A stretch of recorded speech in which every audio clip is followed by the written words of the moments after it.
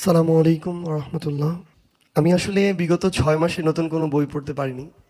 তো আমি যখন প্রথমে অনেকদিন পর একটা নতুন বই হাতে নিলাম, তো এটা তো শুধু বই বললে আসলে বলাটা কিছুটা ভুলও হবে। পবিত্র কোরআন মাজিদের একটা সারমর্ম চোখের সামনে।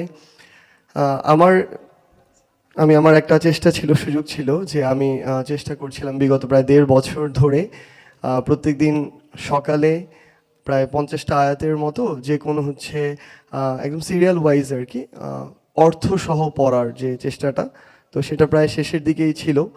তো সেই জায়গায় আমি যখন এই বইটা হাতে নিলাম, আমি দুইটার মধ্যে একটু পার্থক্য করছিলাম আর কি।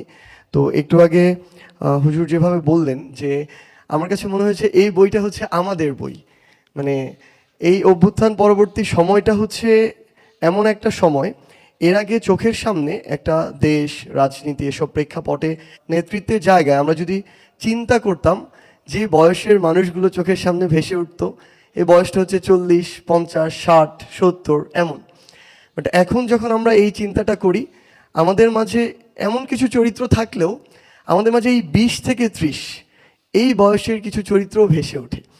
তো এই যে ইয়াং জেনারেশন, আমার মনে হয় এই বইটা ঠিক আমাদের মতো, আমাদের আসলে এরকম পছন্দ। আমি একটু আগে দেখছিলাম যে সূরা বাকারা 286 আয়াত প্রায় পাড়া অতিক্রম করে চলে যায়, এখানে 6টা পেজে লেখা। আমি এই 6টা পেজ একবার পড়লাম বসে বসে। তো আমার কাছে মনে হয় যে একটা সামগ্রিক একটা সামারি আমার মাথায় এখন আছে, মূল মেসেজটা আমার মাথায় আছে। সো আমরা তো একটু ওই যে হুজুর মাত্র বললেন যে আমরা শর্টকাটে একটু অভ্যুত্থানে শর্টকাট ফলো করিনি, বাট এরকম বই পড়তে গেলে আমরা একটু শর্টকাটের দিকে যাই, একটু সামারি নেওয়ার ট্রাই করি। কিছুদিন আগে আমার একটা রাজনীতি রিলেটেড একটা বইয়ের পড়া দরকার ছিল, আবুল মনসুর আহমেদ আমার দেখা রাজনীতির 50 বছর। তো বই দেখি প্রায় 600 পেজের উপরে বই। পরে আগে ইউটিউবে সার্চ করলাম এটার উপরে কোনো রিভিউ ভিডিও আছে কিনা 10-15 মিনিটের। তো আগে সেটা দেখলাম। তো আমার কাছে মনে হয় যে আমরা মানে এই জেনারেশন যারা কিছুটা ভয় থাকে যে আমি ঠিকমতো কোরআন পড়তে পারি না, অর্থ প্রত্যেকটা লাইন বাই লাইন পড়া আমার জন্য টাফ।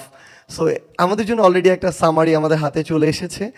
এবং আমার মনে হয় যে আমরা যারা এই তরুণ প্রজন্মের প্রতিনিধি, আমাদের প্রত্যেকের বুক সেলফে, মানে আমরা একটা জিনিস হয় কি, আমি আমার বুক সেলফে কখনো একদম সবার উপরে একটা জায়গায় কোরআনকে রাখি না।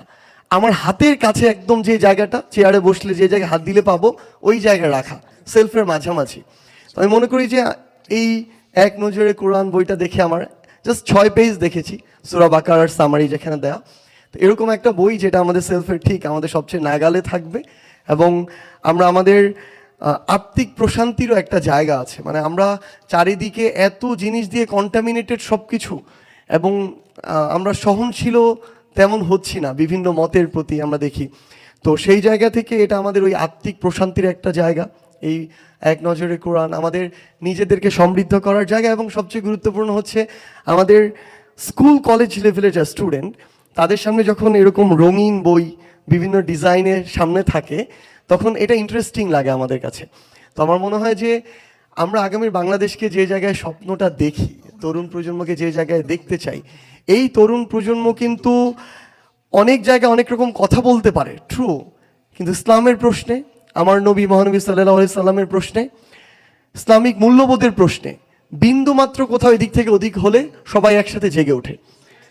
সো এই জায়গাটা খুবই ইম্পর্টেন্ট। এবং এই জায়গায় আমাদের ভিতর থেকে আরো ওন করা, জেনে শুনে পড়াশোনা করে ওন করার জন্য আমার মনে হয় এটা আমাদের একটা সহজ পাঠ হয়ে থাকবে। এবং স্কুল কলেজে যারা স্টুডেন্ট, তাদেরকে অ্যাট্রাক্ট করা, তাদের কাছে পৌঁছে দেওয়ার জন্য আমরা আমাদের জায়গা থেকে এইটুকু দায়িত্বও নিচ্ছি যে আমরা এই কাজটুকু করব। এবং আপনারা আমাদের জন্য দোয়া করবেন। আমরা ভুল করছি, ভুল থেকে শিখছি, কিন্তু আমার শেখার এই মানসিকতা আমাদের আছে। আমাদের জন্য দোয়া করবেন। আমরা বিশ্বাস করি খুব বেশি দিন নয়, হয়তো 1 থেকে 2 মাসের মধ্যে এক নজরে কোরআন বাংলাদেশের প্রত্যেকটি ঘরে থাকবে। আসসালামু আলাইকুম।